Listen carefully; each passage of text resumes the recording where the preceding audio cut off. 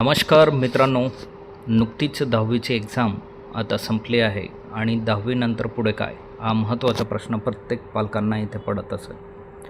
तर 10वीनंतर काही महत्त्वाचे पर्याय असतात, त्या पर्यायांबद्दल आजच्या व्हिडिओमध्ये आपण जाणून घेणार आहोत. सो व्हिडिओ हा शेवटपर्यंत नक्की बघा. तुमच्या काही क्युरी असतील, शंका असतील तर तुम्ही कमेंट बॉक्समध्ये नक्की कळवू शकतात. सो महत्त्वाचे आणि पारंपरिक कुठले ऑप्शन्स असतात 10वीनंतर तर ते आपण ह्या व्हिडिओमध्ये बघणार आहोत. सो पारंपरिक शिक्षण यात विज्ञान, वाणिज्य आणि कला. तर विज्ञान शाखेसाठी आपल्याला गणित आणि विज्ञान ह्या 2 विषयांमध्ये आवड असणं गरजेचं आहे. मुख्य विषय यात PCM म्हणजे physics chemistry math and PCB म्हणजे फिजिक्स केमिस्ट्री बायो हे 2 आपण ट्रेड इथे सिलेक्ट करू शकतात. PCM आपला असेल फिजिक्स केमिस्ट्री मॅथ तर आपण इंजिनिअरिंगसाठी पुढे आपलं करिअर निवडू शकतो. आणि PCB जर आपला असेल तर आपण मेडिकलसाठी म्हणजे MBBS किंवा फार्मसी क्षेत्रामध्ये आपण आपलं करिअर निवडू शकतो. तर यात अंदाजे सुरुवातीचा जो पेमेंट असतो तो 3 ते 8 लाखापर्यंत असतो. वाणिज्य शाखा जर आपण निवडत असाल तर ज्यांना आकडे, बँकिंग आणि यात रस असेल, म्हणजे ज्यांना अकाउंटिंग हा सब्जेक्ट बऱ्यापैकी येत असेल किंवा त्यामध्ये त्यांची आवड असेल तर ते या क्षेत्रात येऊ शकतात. मुख्य विषय यासाठी अकाउंटन्सी, इकॉनॉमिक्स आणि बिझनेस स्टडीज हे महत्त्वाचे आहेत. पुढील शिक्षणासाठी आपण यात पर्याय म्हणजे CA, CS, BCom, BBA आणि बँकिंग एक्झामसाठी प्रिपेअर करू शकतात. आणि यातील पेमेंट साधारण 2 ते 10 लाख प्रतिवर्षचं पॅकेज इथे आपल्याला मिळू शकतं. कला क्षेत्रासाठी आपण इतिहास, प्रशासन, भाषा आणि स्पर्धा परीक्षांची आवड असेल तर आपण कला शाखा निवडू शकतो. किंवा टीचिंगमध्ये ज्यांना आवड असेल, ज्यांना पुढे D.Ed, B.Ed किंवा नेट सेट द्यायची असेल ते सुद्धा कला क्षेत्रामध्ये त्यांची ॲडमिशन घेऊ शकतात. मुख्य विषय यात history, polity, science, sociology, language, social science related subject यामध्ये असतात. पुढील शिक्षण आपण BA, LLB, जर्नलिझम, UPSC, MPSCचं प्रिपेअर करू शकतो ऑप्शनल सब्जेक्ट घेऊन. आणि गव्हर्मेंट क्षेत्रामध्ये आपण अप्लाय करू शकतात. अंदाजे सुरुवातीचा पगार 2 ते 8 लाख प्रतिवर्ष किंवा सरकारी जर एक्झाम क्रॅक केली तर सरकारी वेतन आपल्याला इथे मिळू शकतं. इंजिनिअरिंग पदवीचे 2 मार्ग आहेत. आपण डायरेक्टली शॉर्टकट म्हणजे अगोदर डिप्लोमा 3 वर्षाचा आणि त्यानंतर थेट इंजिनिअरिंगच्या 2nd वर्षाला आपण ॲडमिशन घेऊ शकतो. आणि पारंपरिक पद्धतीने असेल तर 10वी, मग 11वी, मग 12वी आणि 4 वर्षासाठी इंजिनिअरिंग अशा पद्धतीने आपण इथे जाऊ शकतो. सो पॉलिटेक्निक डिप्लोमा जर आपल्याला करायचा असेल तर 3 वर्षाचा प्रॅक्टिकल कोर्सेस असतात. त्यात महत्त्वाच्या शाखा आहेत मेकॅनिकल, सिव्हिल, कम्प्युटर आणि इलेक्ट्रिकल. तर यामध्ये डायरेक्टली आपण डिप्लोमा नंतरसुद्धा जॉबला अप्लाय करू शकतो किंवा आपण जॉबसुद्धा करू शकतो किंवा डिप्लोमानंतर आपण इंजिनिअरिंगच्या 2nd वर्षाला ॲडमिशन मिळवू शकतो. त्यानंतर आपण शॉर्टकट डायरेक्टली ITI कोर्सेससुद्धा करू शकता. तर कमी वेळेत नोकरीची हमी इथे आपल्याला असते, पण पेमेंट यात कमी असतं.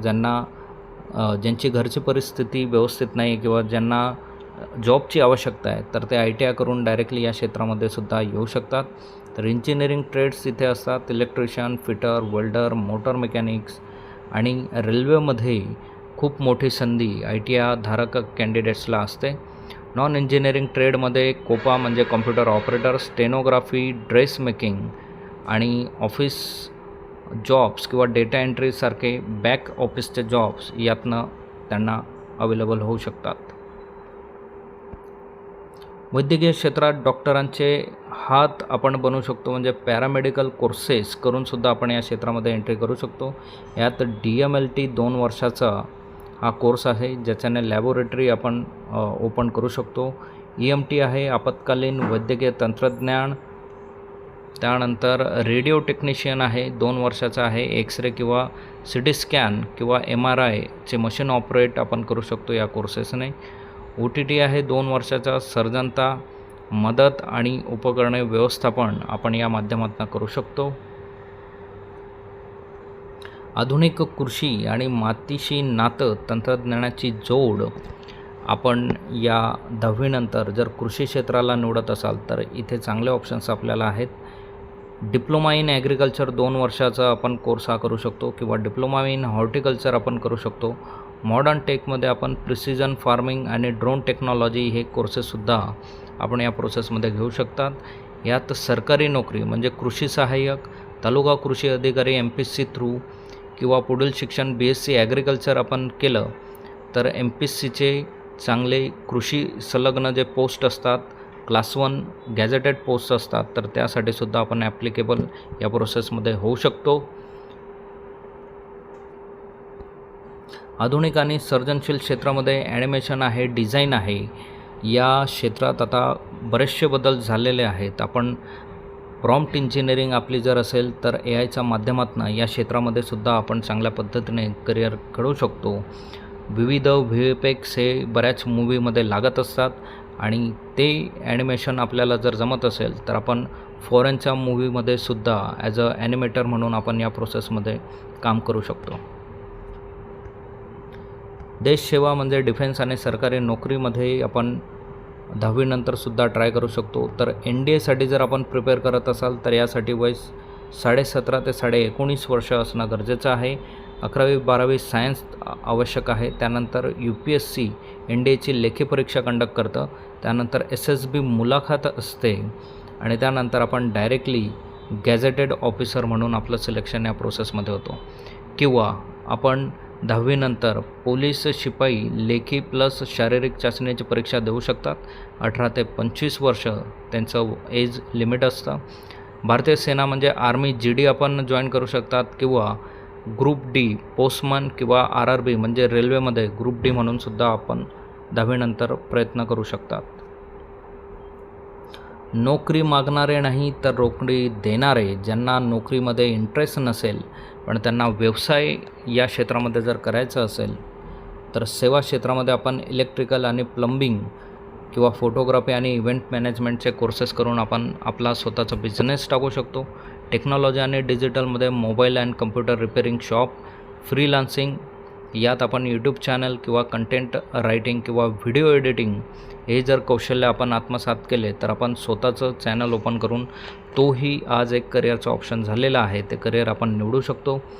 कृषी आणि खाद्य उद्योग म्हणजे डेअरी आणि कुक्कुटपालनच्या माध्यमाने सुद्धा आपण कृषी क्षेत्रात एक उद्योग उभारू शकतात. सेंद्रिय शेती उत्पादने व नर्सरी या संदर्भात सुद्धा आपण स्वतःची नर्सरी ओपन करून ते उद्योग क्षेत्रामध्ये येऊ शकतात. योग्य मार्ग कसा निवडायचा हा सगळ्यांना एक प्रश्न असतो. तर तुमचे मुख्य ध्येय काय आहे ते आपण अगोदर ठरवणं गरजेचं आहे. फॉर एक्झाम्पल मला 5+ वर्ष सखोल अभ्यास करून उच्च पदवी मिळवायची आहे तर तुम्ही 11वी-12वी सायन्स, कॉमर्स, आर्ट्स आणि पुढे त्या संबंधितचे ट्रेड्स घेऊ शकतात. मला लवकर इंजिनिअरिंग क्षेत्रात जाऊन नोकरी पदवी हवी आहे तर तुम्ही 3 वर्षे डिप्लोमा पॉलिटेक्निक्सचा करू शकतात. मला लवकरात लवकर 1-2 वर्षामध्ये तांत्रिक कौशल्य मिळवायचं आहे तर तुम्ही ITI क्षेत्र निवडू शकतात. सो तुमचं मुख्य ध्येय काय आहे, तुमची आवड काय आहे, तुमची निवड काय आहे या संदर्भात जर तुम्हाला माहिती असेल तर त्यानुसार तुम्ही तुमचं करिअरचं ऑप्शन हे निवडू शकतात. तुम्हाला अजूनही जर शंका असेल किंवा आपल्या करिअरबद्दल तुम्हाला जर प्रश्न असतील तर तुम्ही आमची काउन्सिलिंगसुद्धा बुक करू शकतात. सो ज्या कॅन्डिडेटला काउन्सिलिंग या क्षेत्रामध्ये हवी असेल की 10वीनंतर किंवा 12वीनंतर पुढे काय कुठले ऑप्शन्स आपण घेतले पाहिजेत तर तुम्ही कमेंट बॉक्समध्ये लिहा. तुम्हाला एक लिंक शेअर केली जाईल आणि त्या लिंकच्या माध्यमातून कनेक्ट करून तुम्हाला पर्सनल काउन्सिलिंगसुद्धा इथे देण्यात येईल.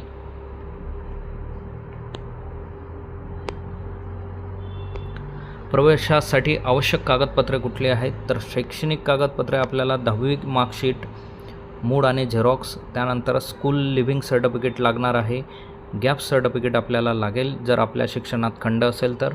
ओळख आणि रहिवासीमध्ये Aadhaar card, domicile certificate, passport size photo, आरक्षण आणि सवलतीमध्ये जात प्रमाणपत्र, जात वैधता प्रमाणपत्र, व्हॅलिडिटी आणि उत्पन्नाचा दाखला आपल्याला या प्रोसेसमध्ये लागणार आहे.